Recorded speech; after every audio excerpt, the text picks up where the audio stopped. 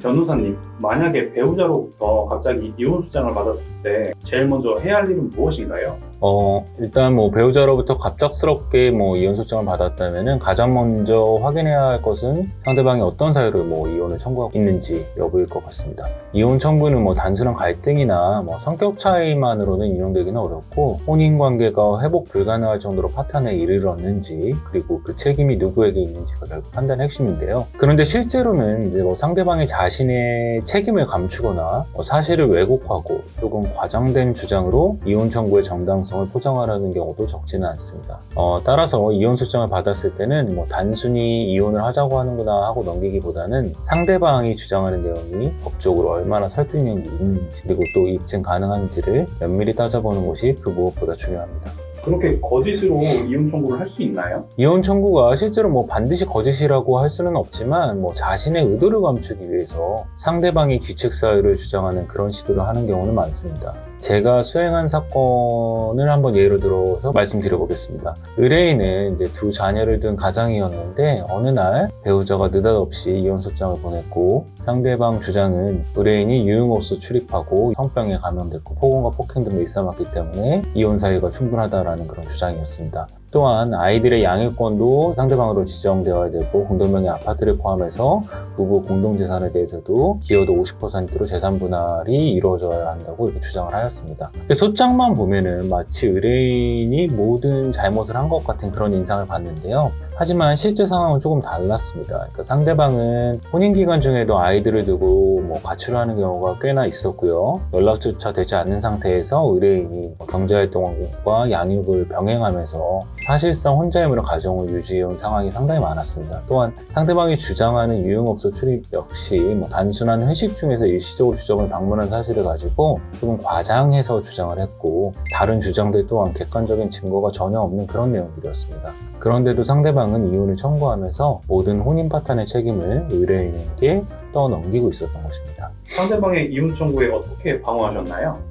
이 사건 같은 경우는 단순히 방어에 그칠 사안은 아니었습니다. 그래서 상대방이 제기한 이혼 청구 자체가 일반적인 주장과 왜곡된 사실에 기반하고 있었으므로, 오히려 제가 판단할 때는 혼인 파탄의 실질적인 책임은 상대방에게 있던가 쌍방 모두에게 있다고 판단했기 때문에 저는 소장에 대한 답변서와 함께 곧바로 이혼과 재산 분할 그리고 양육권을 함께 청구하는 반소를 제기하였습니다.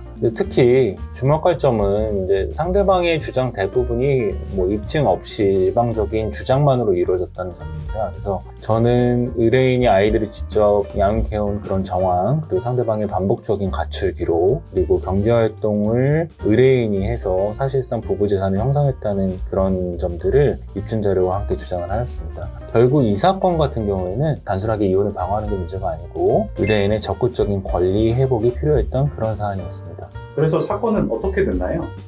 재판부는 이제 상대방의 이혼 청구를 인용하기보다는 혼인 관계가 쌍방 규칙 사유로 파탄에 이르렀다고 보았고요. 사건을 조정해 회부를 하였습니다. 그래서 조정 결과 결론적으로는 친권자 및 양육자로 의뢰인이 지정되었고, 재산 분할에서도 의뢰인에게 매우 유리하게 조정이 이루어졌습니다. 상대방은 이제 부부가 공동 명의로 보유한 아파트, 그리고 다른 부부 공동 재산에 대해서도 본인의 기여도가 50%라고 주장을 하긴 했는데요. 저는 의뢰인이 실질적으로 기여한 부분이 압도적이다라는 점을 입증을 했고요. 결국 재판부는 전체적으로 의뢰인의 기여도가 대략적으로 한 80% 정도라고 보아서 화해 공고 결정을 내렸습니다. 결국 의뢰인은 아파트에 대해서 상대방이 보유하고 있던 지분 50%를 이전받고, 그 조건으로 상대방이 부담해야 될 장래 양육비 정도를 면제해주는 조건으로 합의에 이르게 되었습니다. 이런 억울한 이혼 청구 사례가 실제로 자주 발생하나요? 실제로 이런 사례는 생각보다 정말 많이 발생을 합니다. 혼인관계가 틀어졌을 때 상대방이 자신의 책임을 덮기 위해서 사실을 좀 과장하거나 왜곡해서 이혼을 청구하는 경우가 종종 있고요.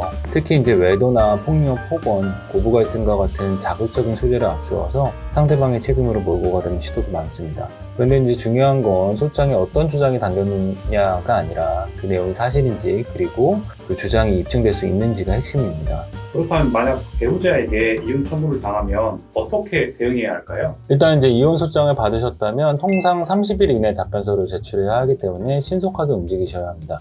그러니까 변호사를 선임하시게 되더라도 사건을 수임한 변호사가 사실관계를 파악하고 답변서를 작성하기까지는 꽤 긴 시간이 필요하다는 것을 꼭 아셔야 합니다. 그리고 이제 대응 방법을 말씀드리면 가장 먼저 해야 할 일은 상대방이 주장하는 이혼 사유가 정말 민법상 재판상 이혼 사유에 해당하는지, 그리고 혼인 파탄의 책임은 누구에게 있는지를 냉정하게 분석하는 것입니다. 그리고 다음으로 고려하셔야 할 건 개인의 상황과 목적에 따라 대응 방식이 완전히 달라질 수 있다는 점입니다. 어떤 분은 이혼 청구 자체를 기각하는 게 목표일 수도 있고, 어떤 분에게는 이혼을 하되 재산 분할 등에 있어서 유리한 조건을 만드는 게 목적일 수도 있습니다. 그러다 보니까 양육권, 친권, 재산 분할, 위자료 등에 관해서 본인의 목적에 맞게 전략을 준비하셔야 하고요. 결국 핵심은 혼자 판단하지 마시고 초기 단계에서부터 법률 전문가와 충분히 상의해서 전략을 세우시는 것을 추천을 드립니다. 결국 이혼이라는 것은 감정적으로 대응해서 내 권리를 지키기는 좀 힘들고요. 반드시 전략적으로 접근을 하셔야 합니다.